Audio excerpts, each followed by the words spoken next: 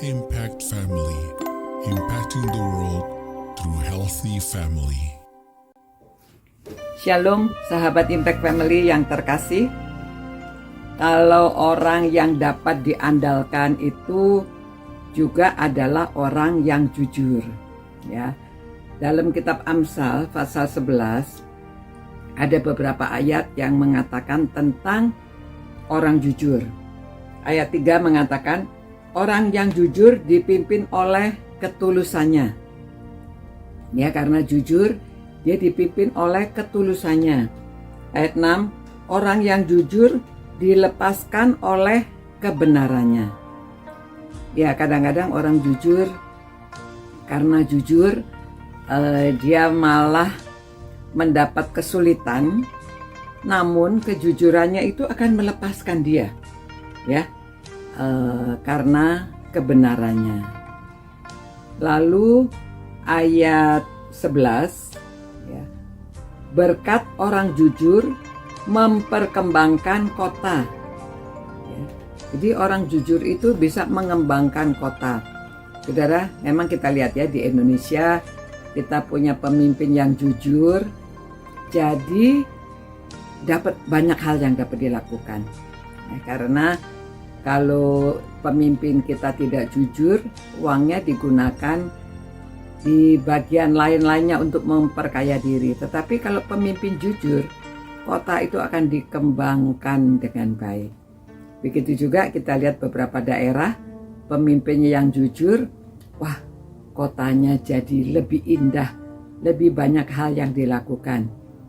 Kita tahu ya, seperti di Jakarta dulu, seperti sekarang di Solo, di beberapa tempat pemimpinnya jujur, maka kotanya akan dikembangkan, ya. Jadi saudara-saudara, saya ingin membacakan tentang Mazmur Daud, ya, karena saya lihat bahwa Daud ini memang hidupnya ada naik turun, pernah dia berbuat dosa, pernah dia banyak struggle dalam hidupnya, namun dia sungguh-sungguh bergantung kepada Tuhan. Kalau membaca sampai Mazmur 119, saudara akan melihat banyak sekali manfaatnya bagi dia pada waktu dia membaca firman Tuhan. Nah, ini untuk saudara dan saya, kita merenungkan ya. Ayat pertama, berbahagialah orang yang hidupnya tidak bercela, yang hidup menurut Taurat Tuhan. Ya, beberapa hari ini saya tekankan bagaimana kita beroleh hikmatnya dari Taurat Tuhan. Berbahagialah orang yang memegang peringatan-peringatannya dan mencari dia dengan segenap hati, yang juga tidak melakukan kejahatan, tetapi yang hidup menurut jalan-jalan yang ditunjukkannya. 4. Engkau sendiri telah menyampaikan titah-titahmu supaya dipegang dengan sungguh-sungguh. Sekarang hidupku tentu untuk berpegang pada ketetapanmu. Maka aku tidak akan mendapat malu apabila aku mengamat-amati segala perintahmu. Aku akan bersyukur kepadamu dengan hati jujur apabila aku belajar hukum-hukummu yang adil. Nah, kita lihat memang kejujuran Daud.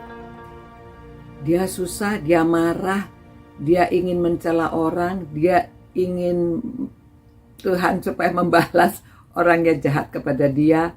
Pada waktu dia berdosa, dia mengakui dosanya.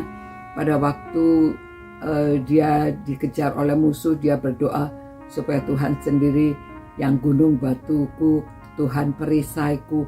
Dia dapat mengungkapkan semua contoh-contoh karena dia hidupnya jujur, ya. Memang dia jujur, itu sebabnya dia adalah orang yang dikenan oleh Tuhan. Nah, saudara dan saya juga, kita harus hidup jujur supaya kita dikenan oleh Tuhan.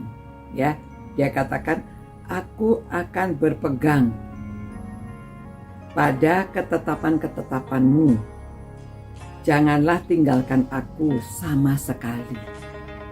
Ya, saudara, biarlah kita suka membaca ini, saudara. Memang ayat ini, Fatsal ini ayatnya panjang sekali, namun beberapa ayat merupakan ayat hafalan di sekolah Injil liburan, ya, seperti ayat 9 ini untuk kaum muda.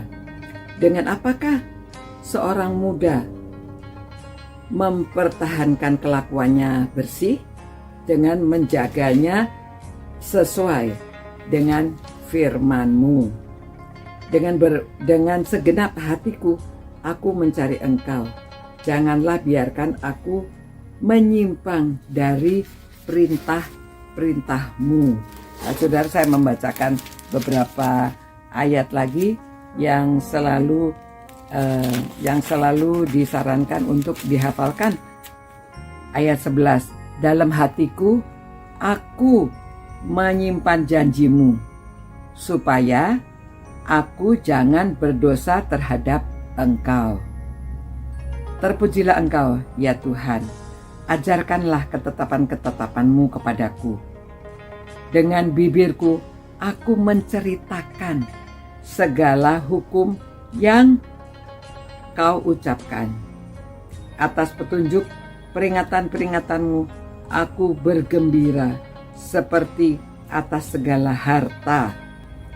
Aku hendak merenungkan titah-titah-Mu dan mengamati jalan-jalan-Mu. Aku akan bergemar dalam ketetapan-ketetapan-Mu. Firman-Mu tidak akan kulupakan. Ya, nah, saudara-saudara, marilah kita merenungkan. Nanti saudara lanjutkan, bacalah Mazmur 119 dan renungkan serta resapi supaya saudara semakin cinta akan firman Tuhan, ya. Supaya kita cinta firman Tuhan karena kita cinta pada Tuhan. Dengan demikian kita dapat hidup jujur, ya. Kita dapat hidup berkenan kepada Tuhan. Terima kasih Tuhan atas firman-Mu yang mengajarkan kami supaya kami cinta firman-Mu, supaya kami taat, kami dapat berlaku jujur. Karena dengan kejujuran kami dapat menghadap Engkau dan Engkau berkenan kepada kami. Terima kasih Tuhan. Biarlah semua orang yang merenungkan firman-Mu dan saya juga selalu hidup jujur di hadapan-Mu dan di hadapan sesama. Dalam nama Tuhan Yesus kami berdoa. Amin. Nah, Tuhan berkati saudara-saudara dan jadilah berkat di mana saudara berada dengan hidup jujur. Sampai berjumpa pula. Ciao.